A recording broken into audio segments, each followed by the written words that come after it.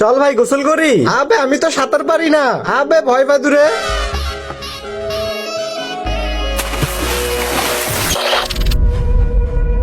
আরে এত বড় হয়ে গেল কেমনে? আর আমি ছোট হয়ে গেলাম কেমনে? আবে ভাই এইদিকে দেখ নিচে। আবে আমি এত ছোট কেমনে হয়ে গেলাম? আরে আমি বলতেছি এই নদীতে যে গোসল করে সে এরকম ছোট হয়ে যায়, কিন্তু কেন ওইটা আমি জানি না। তোমরা সবাই ওই দানবের মুতের কারণে ছোট হয়ে গেছো। ওর মুতে অভিশাপ আছে, সেজন্য তোমরা ছোট হয়ে গেছো। আর ওই ইচ্ছা করে নদীতে মতে যেন মানুষ ছোট হয়ে যায়। কোনো তো উপায় আছে এদেরকে বড় করার। হ্যাঁ আছে, আমার সাথে আসো। এই দেখো এইটা ওই দানবের বড় ভাই। এই দানবের মুখ যদি এদের উপরে দাও তাহলে এরা বড় হয়ে যাবে। আচ্ছা ঠিক আছে, আমি নিয়ে আসতেছি। আবে দানব এই নে পানি খা, আর এই বোতলের ভিতরে মুতে। হা আমি যখন খাই তখনই মুতি, না খাওয়া পর্যন্ত মুততে পারবো না। এই তো নে আপেল খা। ঠিক আছে। আরে আমি ফল খাই না, আমি তো মাংস খাই। হা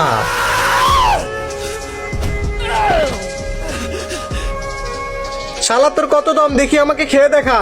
দাঁড়া শালা।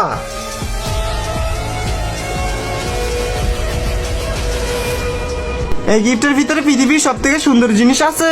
এই ছবিটি যদি আপনার কাছে সুন্দর মনে হয় তাহলে ভিডিওতে লাইক করে দিয়ে চ্যানেলটাকে সাবস্ক্রাইব করে দিও, আর কমেন্টে আল্লাহ লেখো।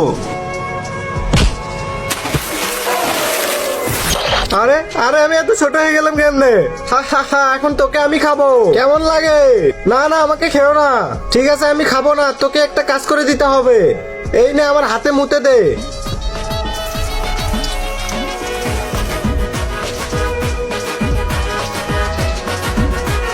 আরে আমরা বড় কেন হচ্ছি না? হ্যাঁ বাবা, এরা বড় হচ্ছে না কেন?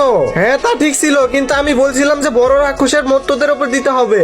আর এ তো ওকে ছোট করে দিয়েছে। ছোট রাক্ষসের প্রস্তাব তোদের উপর দিছে, তোরা কখনো বড় হতে পারবি না। আবে তুই এটা কি করলি?